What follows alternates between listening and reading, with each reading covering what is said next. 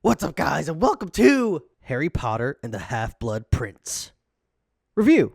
We are on the back half of the Harry Potter season. Gryffindor sweater ain't going nowhere, dude. Now look, I'm not gonna lie. This film, when I first saw it back in the day in theaters, I wasn't too impressed. Wasn't that excited, you know? Coming off of my favorite film, Harry Potter and the Order of the Phoenix, this film had a lot to live up to, and I think I gave it an unfair review at the time. Because watching it now with not kid brain, it's pretty good. It's not the best film. It's still Harry Potter and the Order of the Phoenix, but it's much better than what I remembered. David Yates, your director for the foreseeable future of all Harry Potter films ever, including the Fantastic Beasts films, I think he found his tone and his artistic atmosphere that he wanted to create in this movie, and for the rest of the Harry Potter movies, honestly. Just a much darker, grittier tone film. Harry is not a kid at all by any means, and he's no longer naive. Dealing with the death of Sirius Black really affected him, but in a way to make him truly understand and desensitize him to the goodness in his heart, if that makes sense. He understands what needs to be done in order to take out Voldemort. And that's clearly shown in the scene with him and Dumbledore. Dumbledore's kind of tiptoeing around the fact that he wants Harry to let this professor collect him. You said Professor Slughorn will try to collect me. I did. Do you want me to let him? Yes.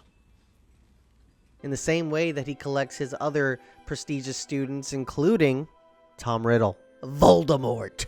You could feel the seriousness from Harry. He knows what needs to be done. Even in the color grading of this film, the saturation of color just feels like the life is being sucked out of these films. But in a good way, it helps the film. It makes it feel darker and more serious and really punching up that tone. There's a real dichotomy shift between tones in certain scenes where it'd be completely serious and dark, and then it would go to like, oh look, Ron's training to be on the Quidditch team. And in most cases, I think that would bother me, those tonal shifts, but I really liked it in this film. I mean, they are kids, but they're in such an adult situation at the same time. With Hermione crying over the fact that Ron is with another girl, to then seeing Ron be nearly poisoned to death.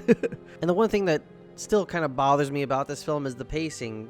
Harry trying to figure out how to get Professor Horace to divulge this very crucial piece of information just took a little bit too long, in my opinion. But there's so many good things in this film that just outweighs the cons to this film. And I loved how Dumbledore almost seemed a little aloof, knowing what we know now, right? He knows he's going to die. He's probably just off in his own mind trying to figure out how could he put this all together so that he's not dying and leaving the world to Voldemort. And dude, that scene, you know what scene I'm talking about, when they figure out the Horcruxes and they get that piece of vital information and Dumbledore takes Harry, and again, just adding to the seriousness, and he's just, Harry, listen to me.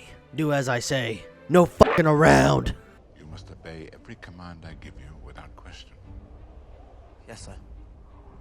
You do understand what I'm saying?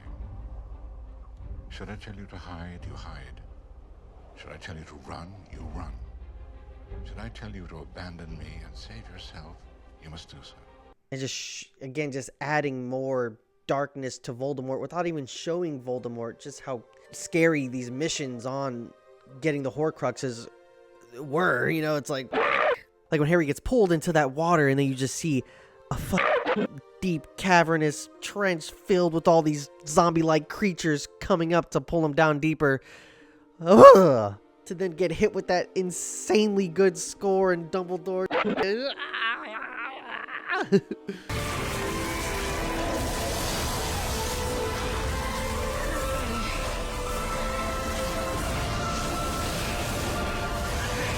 Like, goddamn, Dumbledore's powerful, dude. They were just getting, you know, small little W's here and there to then just ultimately get hit with the biggest L. The biggest L. Dumbledore dying. That sucks.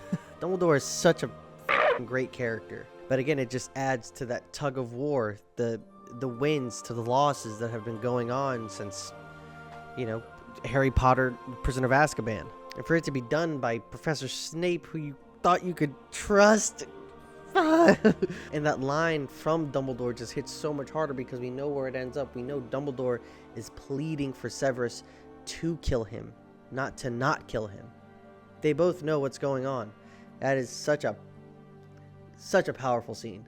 followed up immediately with Harry screaming after him. And with those subtle hints, again, the Defense Against the Dark Arts teacher is always connected to the pivotal part of the story, ironically. I think the only year where it wasn't a bad person was Professor Lupin in Harry Potter 3. Every other year, just bad guy, bad guy, bad guy, bad guy, bad guy, bad guy. You know, it's just crazy. It's in our face the whole time. But yeah, I did thoroughly enjoy this film. There were some things that still kind of bothered me. I don't think it's the best film, but I don't think it's the worst film. I give this film a Horcrux out of 10. Nah, but I think I give this film like an 8.8 out of 10. There were some parts that slowed down a little too much for me, but overall, fantastic f***ing film. And with that, I bid you adieu.